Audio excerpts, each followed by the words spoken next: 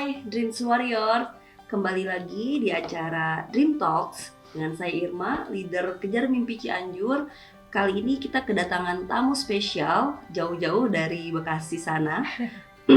Beliau adalah Mbak Tia. Nama lengkapnya Mbak Eka Mutia Yuliandarin. Untuk profil singkatnya, beliau merupakan lulusan Universitas Indonesia jurusan Fakultas Kesehatan Masyarakat, dan kebetulan saat ini beliau hadir di sini untuk memberikan kita story mengenai perjalanan hidupnya sampai di titik sekarang sebagai entrepreneur. Di usia beliau yang masih cukup muda, beliau sudah menjadi seorang pengusaha wanita yang cukup sukses. Jadi jadi saat ini kalau misalkan Dreams Warrior bertanya siapakah beliau, jadi beliau merupakan supplier untuk pemerintahan, kemudian merupakan konsultan juga. Selain itu juga beliau merupakan pebisnis kopi, dan beliau mempunyai sebuah coffee shop. Selain itu mungkin nanti Dreams Warrior kita lihat aja ya apa yang akan kita bahas, akan kita tanya, akan kita ulik hal-hal yang menyangkut dengan bisnis yang beliau punya.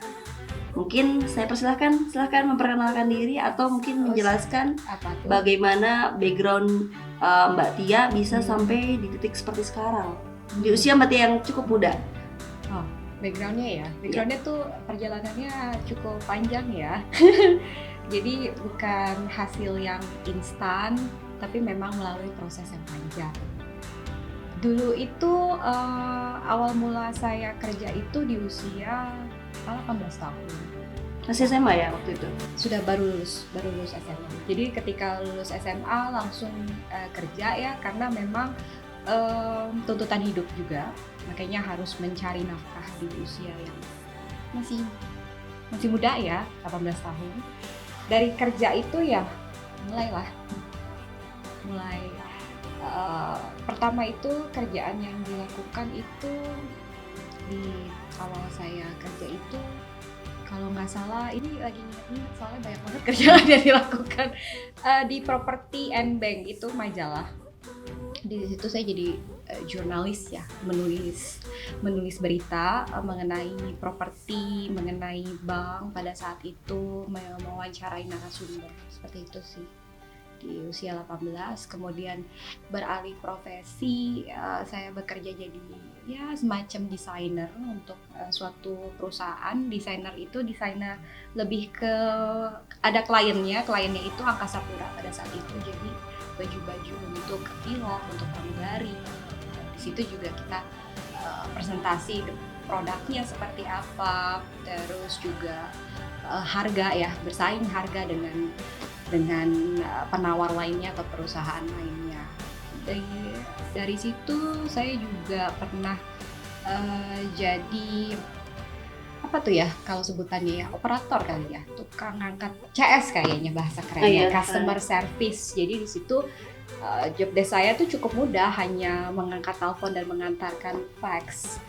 Lalu singkat cerita terjadilah penjualan by online yang saya lakukan. Akhirnya dalam kurun waktu 2 tahun ya, saya langsung diangkat jadi asisten manajer marketing pada saat itu. Oke. Mbak Tia, saya potong dulu sedikit ya. Tadi Mbak Tia menceritakan bahwa Mbak Tia mulai bekerja di umur 18 tahun. Saat itu berarti baru lulus SMA. Sementara kita ketahui bahwa Mbak Tia kuliah juga ya. Mbak Tia menjalankan kuliah di Universitas Indonesia yang notabene kita semua tahu ya, gengs untuk Universitas Indonesia itu cukup ketat. Nah, bagaimana Mbak Tia bisa kuliah sambil bekerja tetap jalan, kuliah pun juga ketika saya tahu gitu bagaimana prestasi secara akademis pun juga sangat baik gitu. Apa yang Mbak Tia lakukan sehingga Mbak Tia bisa menjalani keduanya dengan cukup baik?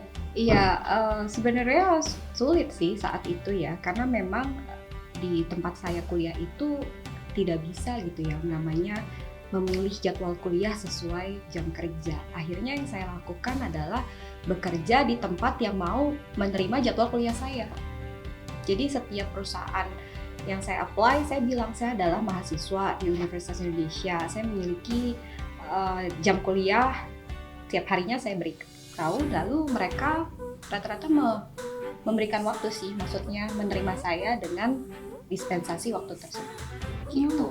Jadi saya sangat mengapresiasi ya tempat kerja saya pada saat itu karena mereka sangat peduli ya akan pendidikan. Gitu sih Mbak Irma cara bagi waktunya, karena memang nggak mungkin di UI itu tuh kuliahnya itu kan ya ada jam-jamnya, dan di mana jam kuliah di UI banyak kan office hour. Iya, betul. Jadi memang saya ngambil mata kuliahnya itu tidak pernah full dalam satu hari, misalkan dari jam 8 sampai jam 5 sore itu tidak. Paling saya ngambilnya tuh setengah hari, dari jam 8 pagi sampai jam 12 siang, artinya jam 12 siang sampai malam saya kerja, atau sebaliknya. Tapi bagaimana bisa Mbak Tia menjalankan pekerjaan, tapi secara akademis pun juga baik?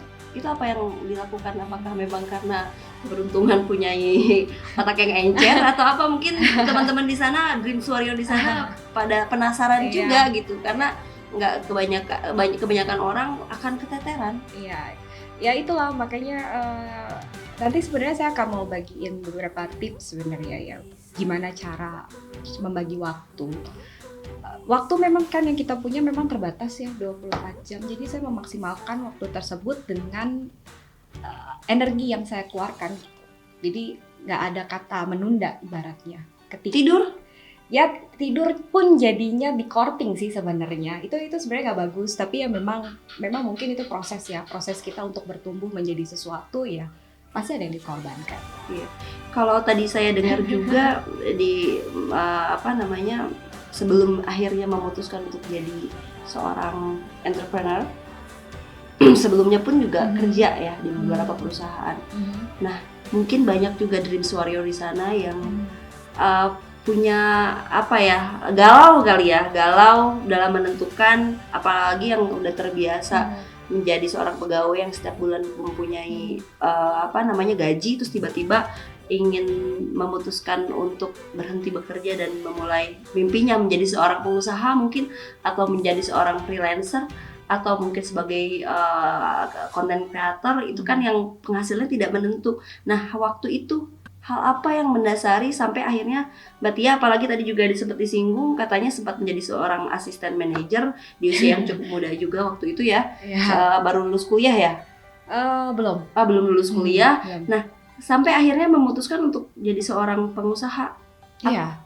Apakah begitu cukup mudah aja, atau karena memang ada peluang, atau bagaimana? Mungkin bisa cerita? Itu proses yang saya sebenarnya nggak banyak pikir pada saat itu ya. Jadi tidak banyak pikir, langsung aksi.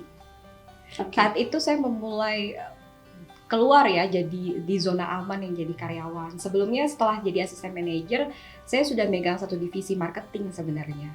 Terakhir saya bekerja, saya udah membawahi beberapa anak ya, punya inilah ya ibaratnya tim di bawah gitu.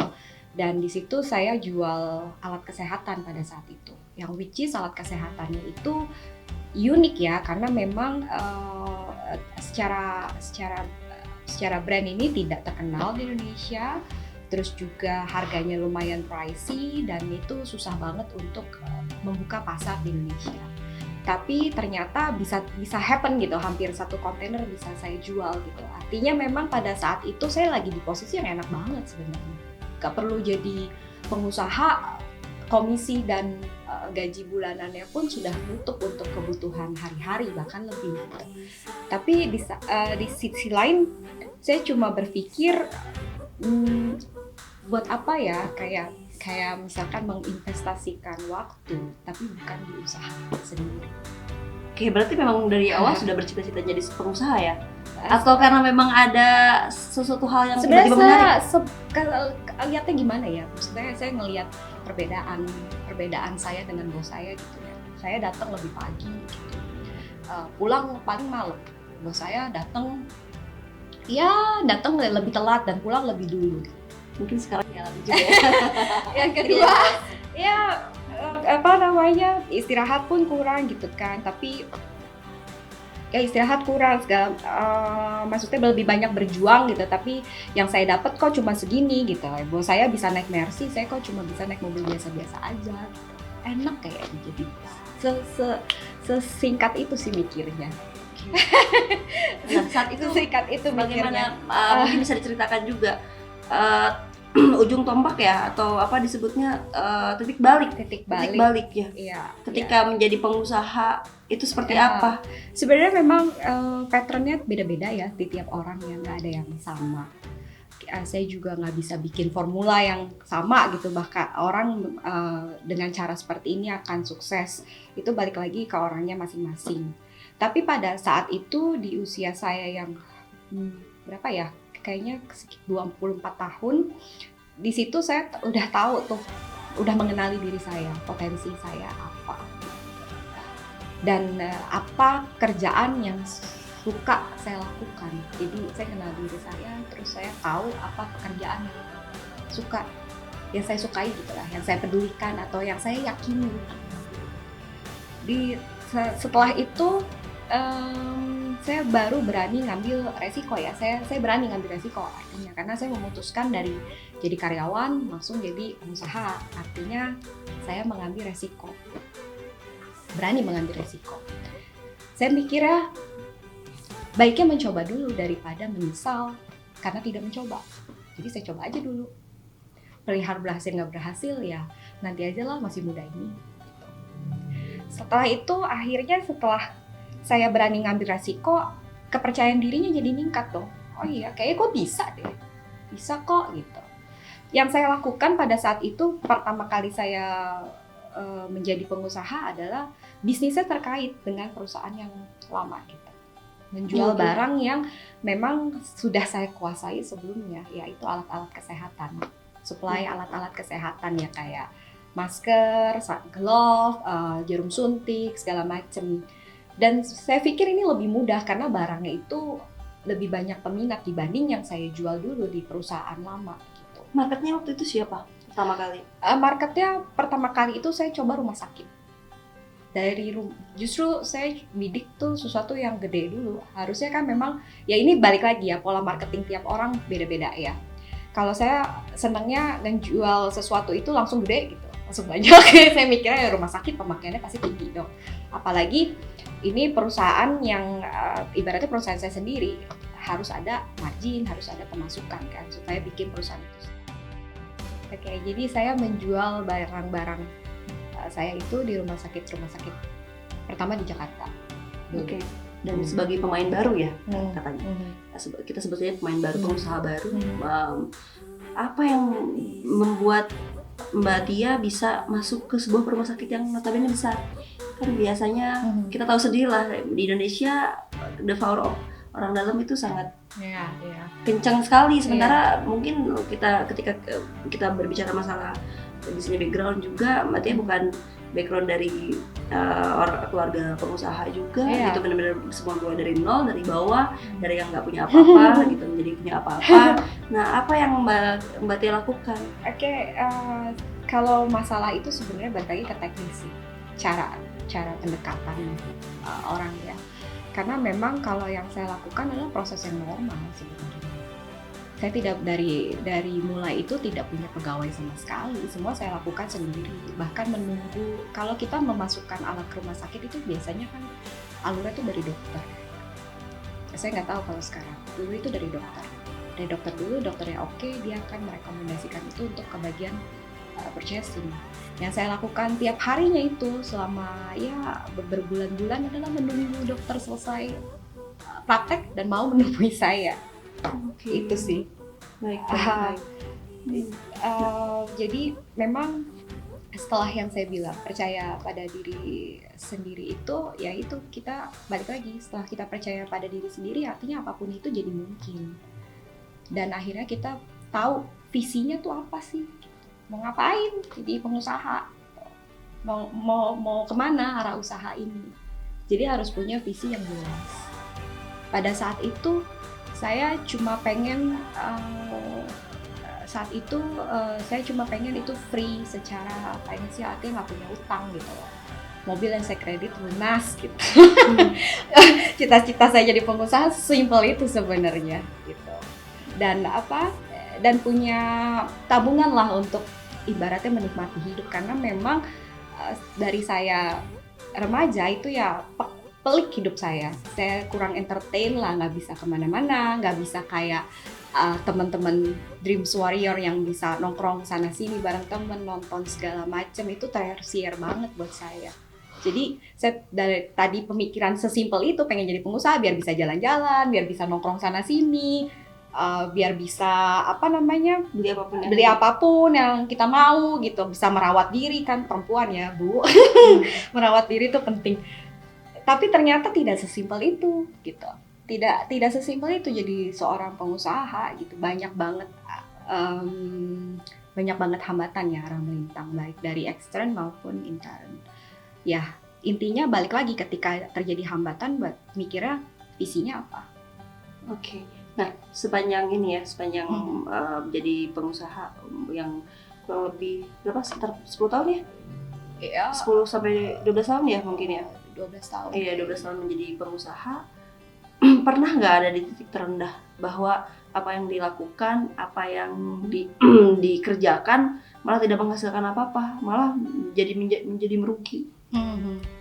Karena kan pasti ketika kita berbicara usaha nggak melulu untung, pasti ada ruginya gitu. Mungkin bisa sebagai pembelajaran juga buat di Dreams Warrior ya, yang pengen gitu, kalau misalkan ketika kita mau jadi pengusaha tidak melulu ngomongin untung, tapi harus berani juga untuk ngomongin buntungnya gitu, ruginya. Nah, pernah nggak? Iya, saya selalu terngiang-ngiang ya kata-kata dari pengusaha sukses, Steve Jobs, pasti tahu semua ya. Bahwa lihatlah lebih dekat. Untuk suatu proses usaha itu butuh waktu yang lama untuk tahu usaha itu sukses atau enggak. Jadi investasikanlah waktu kamu yang banyak itu untuk usaha kamu sendiri. Balik lagi gitu.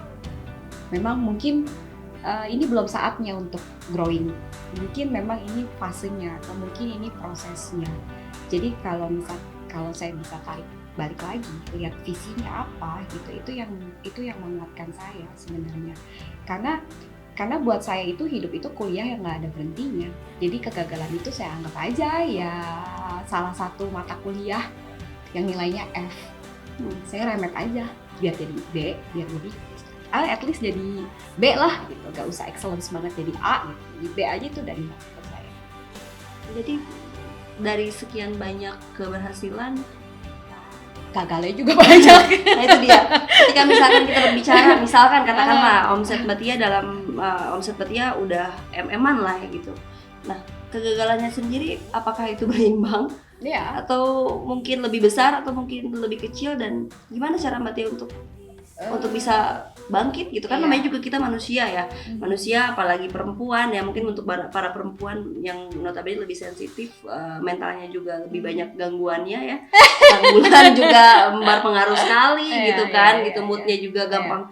Nah itu mungkin ya, ini mungkin untuk Dreams Warrior perempuan ya, salah satu tipsnya juga, karena memang mungkin bisa kita lihat lah ya di luaran sana lebih banyak laki-laki, kita nggak generis juga, ini cuma mau mengingatkan lebih banyak laki-laki yang sukses ketimbang perempuan yang sukses. Kenapa? Salah satu alasannya itu ya karena dari segi mental juga. Nah mungkin ini Mbak Tia bisa jadi panutan untuk kita semua ya, untuk para wanita yang lagi memulai bisnis gitu. Hal apa yang menjadikan Mbak Tia tetap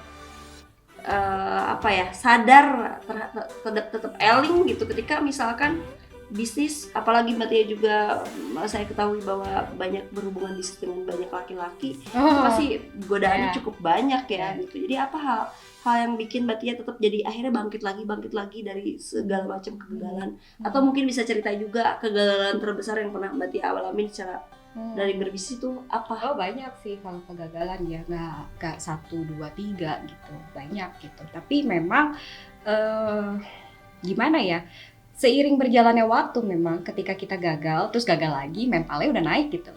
Kita udah nggak di fase mental yang tempe lagi, mungkin udah jadi apa tuh yang lebih keras daripada tempe, batu gitu ya. Jadi lebih ke situ sih sebenarnya. ketika dicoba lagi bisnis lagi terus jatuh gitu, itu akan bikin kita kuat ya, makin kuat. Jadinya itu hal itu ya udah kita pikir aja cari solusinya seperti apa sih. Motivasinya apa? Bukan motivasi pasti ya ujung-ujungnya balik lagi ke Kebutuhan materi kan, ya, ke kebutuhan uang. ya.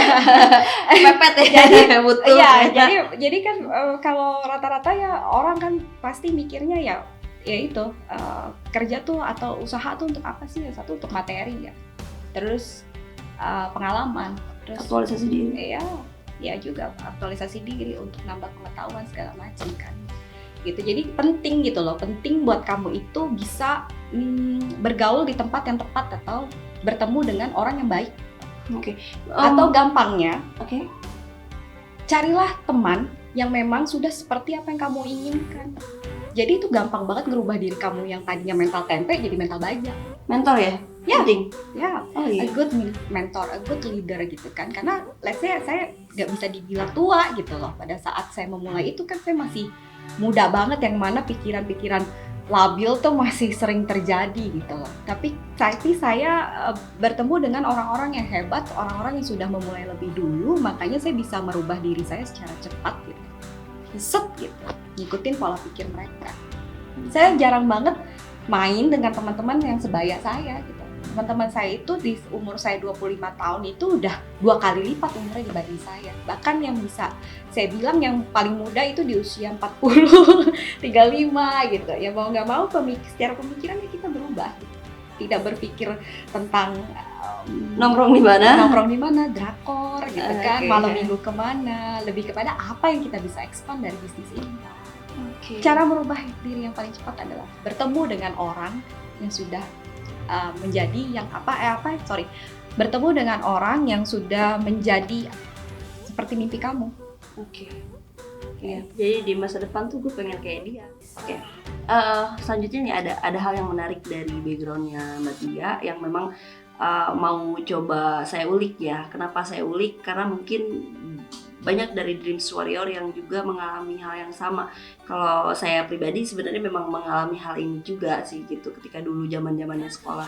Jadi gini, ada sebuah mitos yang menyatakan bahwa orang-orang yang anak-anak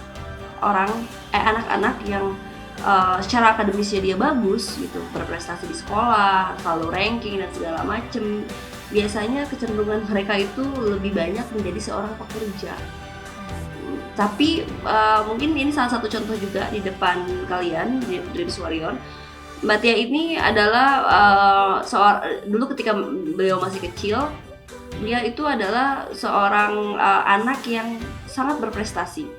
Jadi kalau misalkan kita lihat rapot di sekolahnya, dia selalu menjadi juara umum dari beliau SD, bahkan ketika sampai SMA, bahkan ketika kuliah pun juga IP dia cukup tinggi ya, padahal beliau sambil kerja gitu. Jadi dan hal yang saya cukup kaget juga adalah beliau selalu mendapatkan beasiswa. Jadi karena waktu itu ketika mungkin nanti Mbak Tia akan coba sedikit menceritakan bagaimana background keluarganya beliau gitu, yang memang sebenarnya ketika beliau lahir itu kemampuan ekonomi keluarganya cukup baik, sangat mapan gitu. Cuman memang ada terjadi sesuatu kecelakaan pada bapaknya, akhirnya menyebabkan ekonominya jatuh, dan akhirnya dia sebagai anak sulung, anak pertama, dia mau tidak mau harus survive.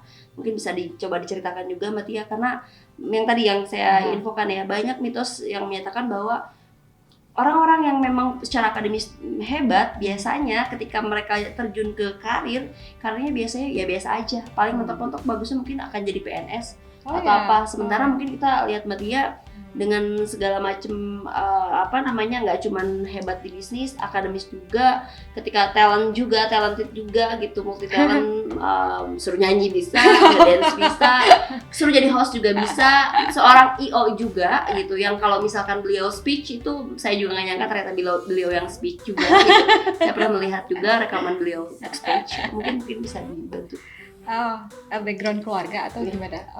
Boleh dari keluarga dulu sampai akhirnya Mbak Tia bisa jadi berprestasi secara akademis juga. Oke. Tapi ternyata di karir pun juga cukup oke gitu. Iya, kalau Nggak terjebak seperti biasa ya, jadi PNS lah, kerja apa segala macam. Iya. Bukan berarti saya mengecilkan hal itu ya, Iya. nggak sama sekali. Cuman di sini ingin tahu secara detail aja mengenai Mbak Tia ini sendiri. Ya, pada dasarnya itu sebenarnya ya itu karena mungkin saya sukanya baca kali ya, baca dan mendengar. Jadi saya tuh orang yang pendiam sebenarnya saya diem gitu, makanya bingung kalau misalkan ada orang yang bilang saya bawel gitu. Padahal sebenarnya saya lebih senang mendengar, membaca, mengamati sekitar, dan mungkin dari kecil yang itulah yang saya lakukan gitu. Kalau teman-teman lain pada basic di belakang nggak nyimak guru, ya saya lakukan nyimak gitu, dan mencoba merecall apa yang sudah dijelasin sama guru. Jadi kadang saya tidak mau mencatat yang ada di papan tulis pada saat saya sekolah ya, pada saat masih saya sekolah. Saya cuma mendengarkan, menyimak, ketika pelajaran selesai saya catat semua. Artinya nanti ketika ujian saya nggak perlu belajar, karena saya udah tahu semua. Udah paham secara konsep. Jadi bukan menghafal ya sebenarnya. Oke, bisa mungkin buat dream bisa di tips juga. Jadi lebih banyak menyimak, nggak Jadi perlu belajar menyimak, lagi. kita pahami kan. Artinya kalau kita menyimak, mendengar, kita paham kan.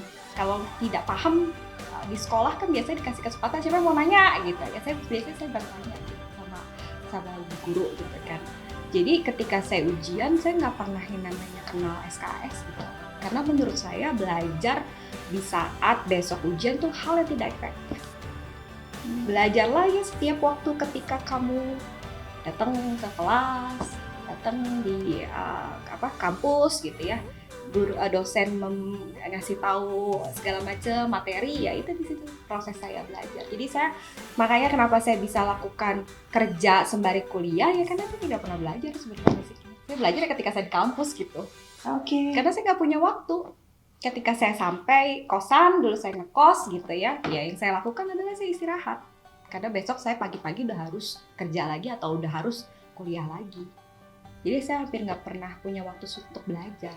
Jadi saya memanfaatkan waktu saya yang terbatas itu ya semaksimal mungkin gitu. Oke, itu bisa jadi tips ya Bu Suwaryon yang sekarang lagi sekolah atau lagi kuliah di kampus, mungkin bisa menjadikan obrolan ini sebagai tips ya, nggak perlu harus belajar. Yang penting benar-benar perhatiin. Benar-benar perhatiin.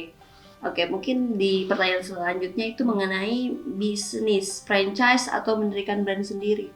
Iya. Itu pertanyaan selanjutnya. Ini sebenarnya pilihan. Banyak yang bertanya seperti ini. Kok nggak franchise aja, gampang, udah langsung set secara sistem dan sebagainya. Menurut saya franchise itu sudah di-create sama seseorang.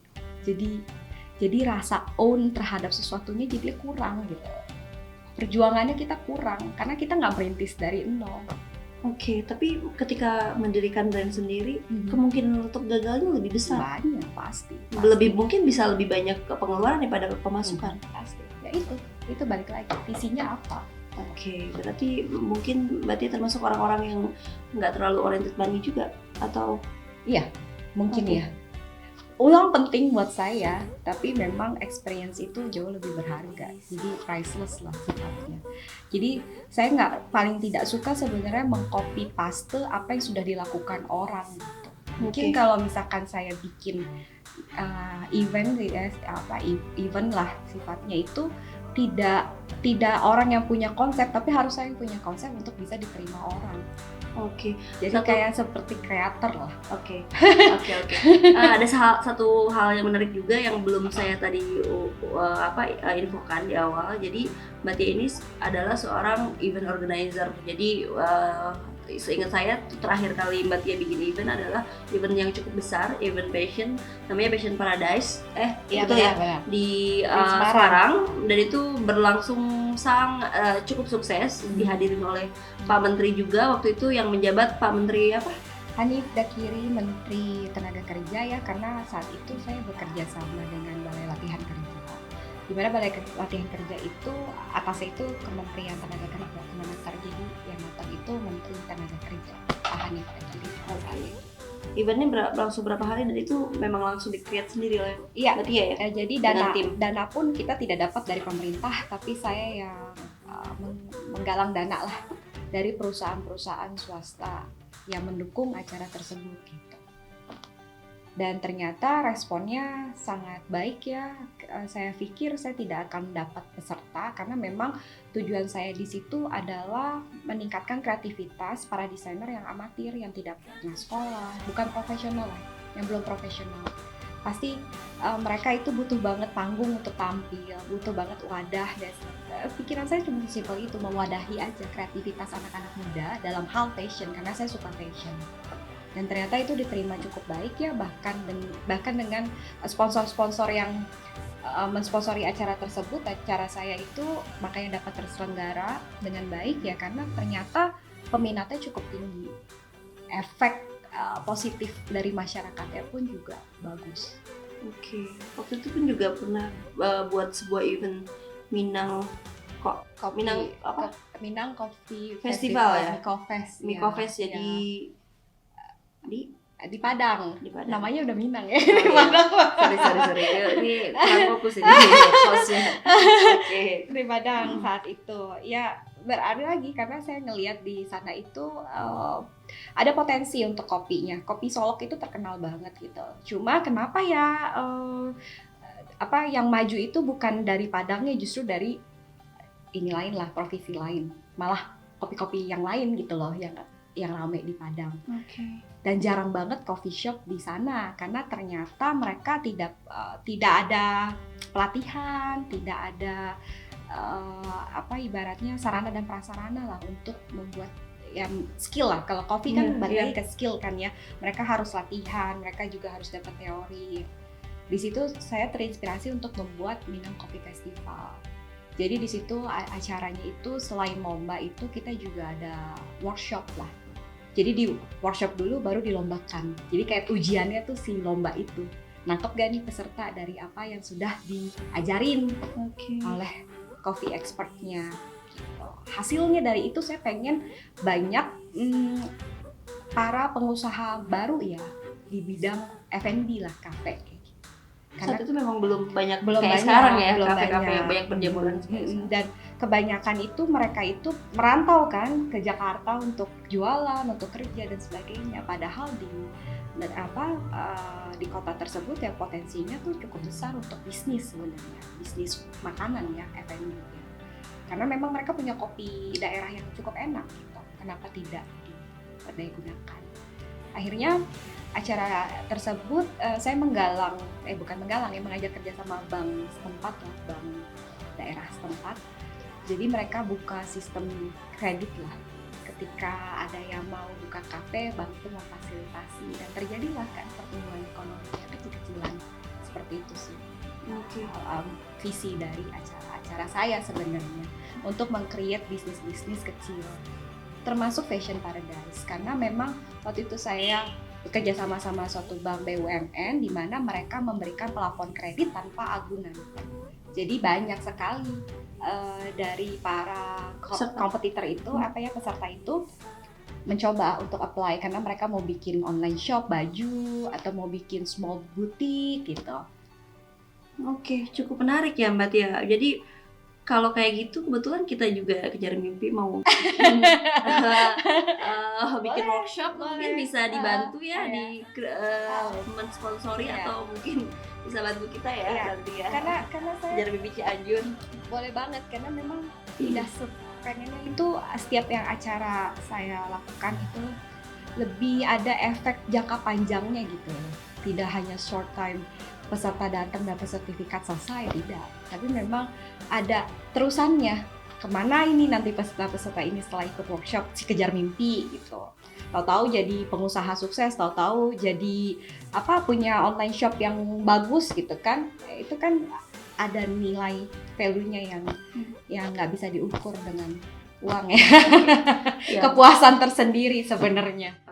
Kalau barusan kita dengerin ya ceritanya Mbak Tia dari awal mulanya sampai akhirnya bikin beberapa festival itu, kalau kita lihat, kita runtut, termasuk juga Mbak Tia punya kafe juga. Kalau kita runtut itu kayaknya bisnisnya dari berbagai bidang ya, nggak cuma di satu bidang aja. Itu gimana, nggak kelayangan atau memang suka semua bidang itu atau bagaimana ya? Ya itulah, karena memang saya tahu potensi diri saya gitu. Dan kalau event-event itu hal yang saya sukai sebenarnya.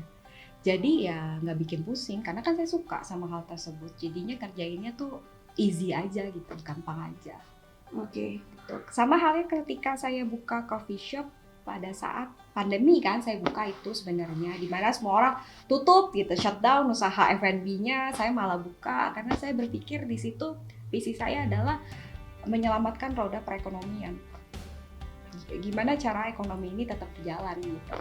Walaupun sangat sedikit yang bisa saya sumbangsikan ke Indonesia gitu. Sedikit aja kan.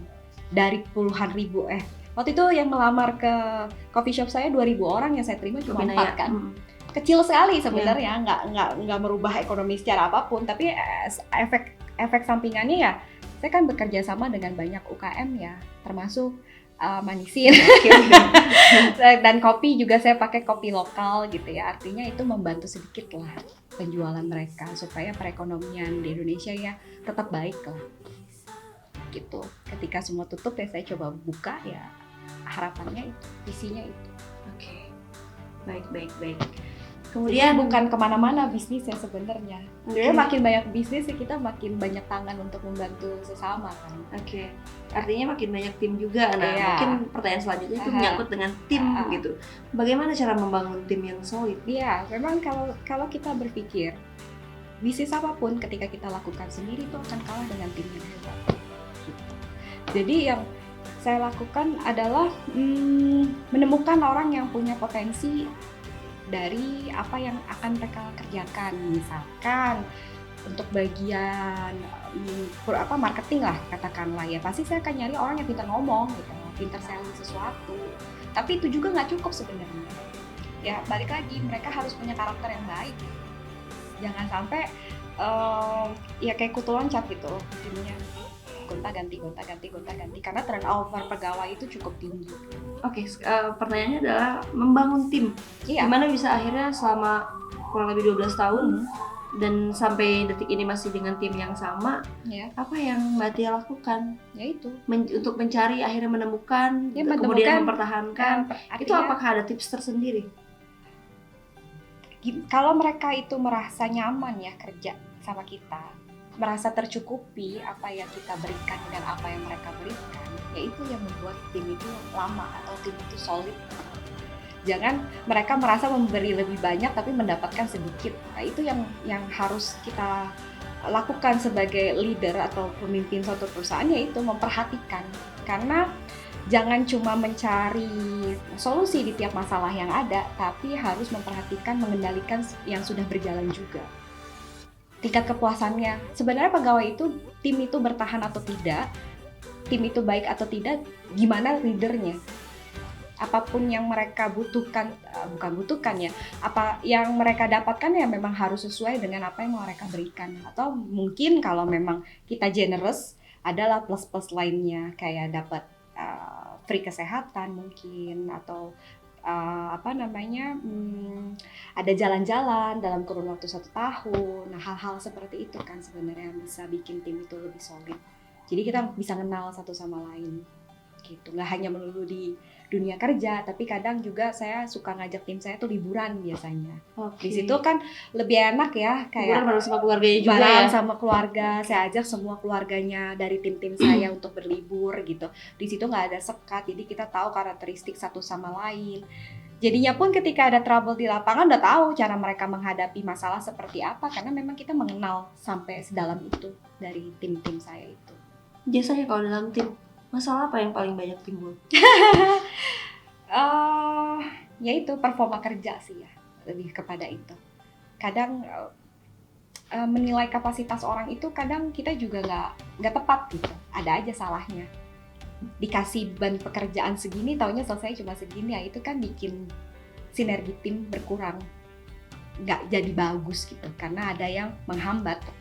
Lebih ke situ aja sih. Solusinya ya sebagai leader yang bukan, saya nggak bisa bilang saya leader yang baik ya, tapi pasti yang saya lakukan adalah membantu percepatan pekerjaan itu. saya ambil alih pekerjaan itu supaya tidak menghambat yang lain. Oke. Oke. Karena kalau menyalahkan aja kan nggak solutif ya. Kamu gimana sih udah dikasih waktu kok nggak selesai, atau ini masih aja salah padahal kerjaan yang diulang-ulang itu tidak solutif buat saya. Jadi saya lakukan adalah mengambil alih apa yang dia kerjakan. Begini loh yang benar. Jadi pelajaran atau tidak? Pasti jadi pelajaran. Oke. Oke. Jadi mungkin untuk para Dreams Warrior di sana yang pengen bekerja sama Mbak Tia tuh nggak kerja kita jalan. Kalau mau ngelamar, saya lagi buka lowongan kerja. Oke. Ini nih, ini mungkin akan jadi pertanyaan terakhir, tapi mungkin bukan bahasan terakhir ya, karena pasti akan melebar masih juga. ada lagi. Oke. Bagaimana mengetahui bahwa bisnis itu sehat atau tidak? Ya, banyak indikator sih dalam suatu usaha itu bisnis itu dikatakan sehat atau tidak ya. Selain dari cash flow ya? Oh pasti, itu penilaian yang paling sering dilakukan para pengusaha sebenarnya dari cash flow. Iya, mungkin itu salah satunya ya dari cash flow. Apakah bisnis ini bertumbuh atau tidak secara persentase keuntungan ya. Jadi jangan usaha itu misalkan kita taruhlah waktu 1 tahun 2 tahun lah. Di tahun pertama itu keuntungan 40%. Tiba-tiba di tahun kedua keuntungan cuma 5%. Hal seperti itu juga nggak bagus. Jadi pertumbuhan persentase keuntungan yang bertahap itu lebih bagus. Oke. Menjadikan perusahaan itu makin kuat. Karena yang dadakan tiba-tiba drop itu juga nggak bagus kan. Jadi sebisa mungkin pertumbuhan secara persentase keuntungan itu sekitarnya 10-15% di tahun. Itu pertumbuhan Yang sehat ya. pertumbuhan atau Profit lah ya, margin. Secara margin. Pasti Minimal. kita lihatnya di di situ. tahun pertama? Bukan di tahun pertama, per tahun. Pertumbuhannya. Peningkatan. Peningkatannya. Artinya yang meningkatnya itu omsetnya atau keuntungannya? Ya keuntungannya dong. Berarti dalam 10 Kalau tahun omset- 100% dong? Kalau misalkan omset meningkat, otomatis kan keuntungan juga meningkat. Iya betul. Itu dia pasti. berbanding lurus soalnya. Iya. Kan ini tadi pertumbuhan nih. Iya, pertumbuhan. Pertumbuhannya itu ibaratnya tiap tahunnya itu growth-nya ya sekitar 10-15%. Misalkan di tahun pertama 40% keuntungan Anda, tahun berikutnya 50% atau 55%, tahun berikutnya 65%. Ngerti kan maksudnya itu it's just a number. Jadi saya analogikannya begitu. Tidak dalam tahun pertama misalkan profit 40%, tahun kedua tiba-tiba 80%, itu kan jauh banget naiknya. Itu turunnya juga gampang. Kalau seperti itu. Gitu. Bukan di tahun pertama 40, tahun kedua 15 atau sebaliknya, bukan seperti itu yang saya maksud di sini. Oke. Oke, jadi salah satunya adalah dari pertumbuhan ya. Iya. Terus kemudian Dan apa lagi? sistem yang berjalan sih. Sistemnya yang lebih berjalan dengan baik ya. Jadi penting juga memang dalam suatu perusahaan itu punya sistem. Karena jadi kita nggak mengandalkan orang gitu loh. Kalau udah ngandelin orang dalam suatu perusahaan ya susah. Ya baiknya memang tidak perlu canggih, tapi sesuai lah dengan kebutuhan di perusahaan. Oke. Dan balik lagi, kalau saya menilainya, kalau saya masih terlibat dalam operasional perusahaan, artinya perusahaan saya belum sehat. Betul. Gitu. Saya. Perusahaan yang sehat itu ya udah running aja dengan sendiri ya. Kitanya tidak perlu terlibat lagi. Betul. Bahkan membuka- Di operasional ya. Di Tidak perlu terlibat di operasional. Maksudnya di operasional. Oke. Kemudian kita juga punya budget ya untuk ya kayak semacam memberikan training ke pegawai, workshop ke pegawai untuk meningkatkan skill mereka di pekerjaan yang mereka tersebut. Gitu. Lalu ya itu pegawai yang loyal sih. Sayangnya memang pegawai ini ya begitulah, turnovernya tinggi sekali ya. Kadang kita sudah berusaha semaksimal mungkin perusahaan memenuhi keinginan pegawai, tapi nyatanya tidak seperti itu gitu. Jadi memang menurut saya yang sehat itu pegawainya banyakan yang stay dibanding yang keluar gitu. Iya. Sih. Jadi kalau misalkan kalian udah ngejalanin usaha, kemudian kalian melihat banyak pegawai yang keluar masuk, sebenarnya mungkin yang perlu direvisi nggak cuma dari pegawainya ini kenapa, tapi dari kitanya sendiri sebagai pemimpin itu seperti apa, usahanya juga seperti apa gitu, karena mungkin itu jadi pembingungan. Dan mungkin tambahannya lagi adalah jenjang karir kali ya. Seberapa besar sih pengaruhnya dalam mendapatkan pegawai yang loyal? Jenjang karir itu pengaruh banget sih sebenarnya. Lebih ke jenjang karir menurut Mbak kalau sekarang ini karena memang kondisi kita sangat sulit ya, ada pandemi seperti ini, yang mereka harapkan itu adalah pendapatan sebenarnya. Apapun kalau pendapatannya mencukupi kebutuhan mereka, ya udah nggak apa-apa begitu aja. Jadi bukan lagi aktualisasi diri dan jenjang karir kalau sekarang ini, tapi gimana cara mereka bisa bertahan hidup sih. Karena memang lucu ketika saya buka lowongan untuk barista yang ngelamar malah S1 arsitek, ya kan? S1 engineering, kemudian sipil, nggak ada hubungannya. Bahkan mereka sebenarnya dengan background akademik itu bisa mendapatkan pekerjaan yang lebih bagus, punya penghasilan yang lebih tinggi. Tapi tidak dilakukan karena memang sekarang ini ya susah untuk begitu. Survive aja udah. Iya, untuk survive aja tuh udah bagus banget gitu. Jadi apapun jadinya dikerjakan sekarang ini. Makanya pandemi ini harusnya ya bikin anak-anak muda itu kreatif gitu. Bukan mencari pekerjaan tapi membuat lapangan pekerjaan untuk dirinya sendiri maupun untuk orang lain. Karena kalian mau berlomba kayak apapun ya pekerjaannya makin kecil, skopnya makin sedikit karena banyak banget perusahaan yang gulung tikar karena pandemi ini. Oke.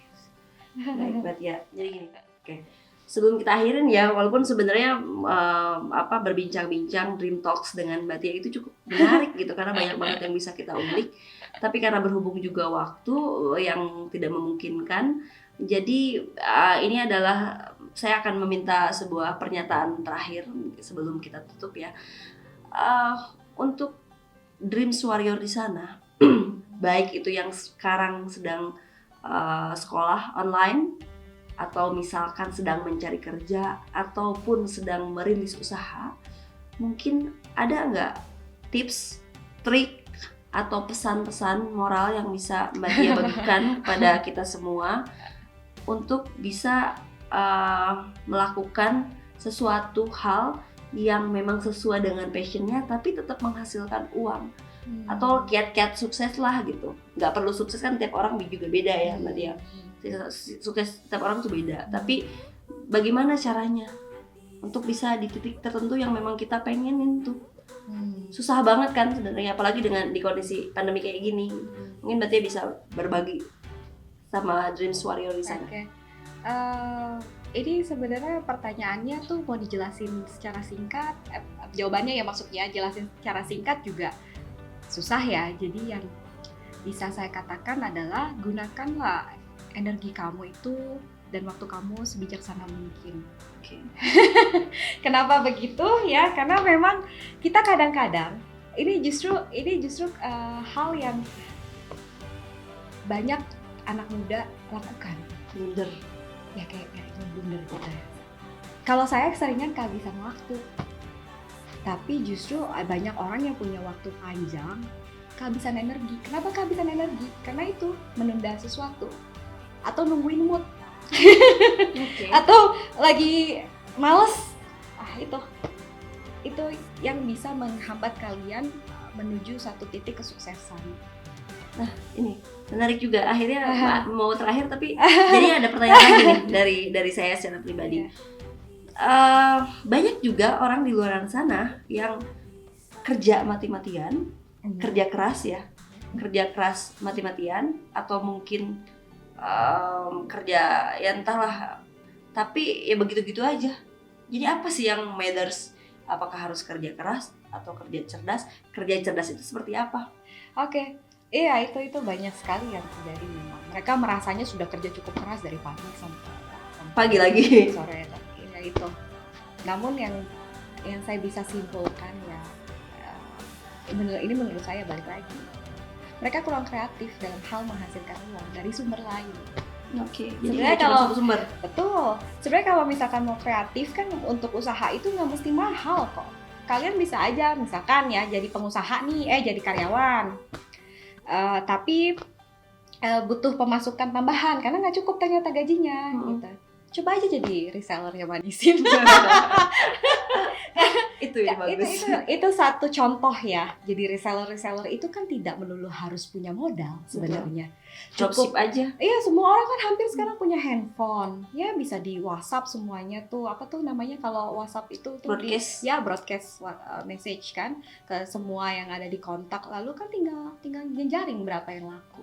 50.000 aja sehari kalian menghasilkan. Coba kali sebulan berapa dari pemasukan tambahan. Saya pikir yang dibutuhkan adalah kerja dengan cerdas gitu loh. Mengetahui sumber keuangan lain daripada main job kamu. Oke. Tapi untuk orang-orang yang lagi kerja nih, tapi pengen punya penghasilan tambahan juga, nggak harus resign terus. Nggak mesti Untuk zaman sekarang ya. Iya, kalian bisa lakukan 1, 2, 3 job secara bersamaan sih kalau menurut saya. Iya, itu nggak ada yang nggak mungkin sebenarnya. Tergantung ya itu yang saya bilang, memanage energi kalian sebaik mungkin dalam waktu yang terbatas gitu. Jangan kehabisan ini, maksud saya tuh. Jangan kehabisan energi tapi waktunya panjang. Kalau kehabisan waktu energi yang masih ada itu lebih bagus. Kenapa lebih bagus? Kan nggak ada waktu untuk kerja ini. Kan tidak ada waktu untuk kerja ini. Tapi ininya semangatnya ada. Kalau waktunya lebih banyak, energinya nggak ada, gimana mau jadi something? Oke. Cukup menarik itu. Cukup menarik yang memang baru saya, mungkin teman-teman juga baru dapetin ya. Iya. Oke, terima kasih Mbak Tia. Mungkin satu lagi yang bisa saya sampaikan juga. Berikanlah yang lebih daripada yang diharapkan. Dalam hal apapun ya, misalkan kalian seorang karyawan, lakukan pekerjaan itu jangan baik aja, tapi secara maksimal. Excellent. Ada plusnya lah. Tapi kan pasti kalau ngomong karyawan ya, pasti mikir, ngapain gue kerja capek-capek juga, gue dapet cuma segini doang. Ya, itulah yang kan kebanyakan orang berpikir kayak gitu, tapi kita mana tahu ada kesempatan atau ada faktor luck yang lagi lewat, kayak bos lagi lewat, ini si A rajin banget ya gitu. Ini hal yang memang sering saya lakukan ketika saya jadi karyawan gitu loh. Dulu saya itu cuma diminta untuk ngangkat telepon ya, sama ngasih tahu kalau ada fax masuk atau telepon masuk gitu. Yang saya lakukan tidak begitu. Ketika penelpon ini mencari sales, saya bilang salesnya memang saat itu lagi keluar ya, saya coba berjualan di situ, menggantikan sales tersebut, padahal itu bukan job saya. Ya, itu memberi lebih dari yang kamu harapkan. Akhirnya sampai diangkat jadi asisten. Iya, termasuk ketika kamu punya sesuatu ya, produk, katakanlah Manisin. Ya, ini saya promoin terus jadinya nih. Jadi ini bukan sekedar manis aja, betul, Bu Irma? Kan? Tapi dia memberikan sesuatu yang lebih. Lebihnya apa? Kalian bisa lebih sehat. Kalian juga nggak usah takut diabetes karena gula ini sehat. Itu memberi lebih dari yang diharapkan. Bukan hanya sekedar pemuas rasa manis aja, tapi ada sesuatu yang terkandung di dalam produk ini. Oke. Ngerti ya poinnya ya? Dimanapun kalian berada, memberi lebih dari yang diharapkan. Terima kasih. Itu sangat excellent sekali ya. Memang benar. Saya sampai speechless gitu, mau ngomong apa lagi. Oke. Kita lagi ada di bagian penutup untuk Dreams Warriors. Jadi ini adalah Dream Talks yang memang cukup panjang tapi cukup menarik. Mudah-mudahan nggak boring ya dengerin ya. Sangat menarik gitu, karena memang banyak hal yang bisa kita dapatkan dari pembelajaran dari kisahnya Mbak Tia ini ya. Mungkin Dreams Warrior di sana bisa belajar banyak dari apa yang kita obrolin tadi gitu. Jadi untuk kalian yang sekarang lagi berjuang, perjuangan kalian apapun, kalian berjuang lagi mau naik jabatan, berjuang mau nyari kerja, berjuang lagi merintis usaha segala macem, penting banget untuk nonton ini karena kalian bisa dapat banyak hal di sini dari obrolan kita gitu. Jadi mudah-mudahan Dream Talks ini cukup inspiratif untuk kalian, dan see you Bye. Bye, Terima terima kasih. kasih.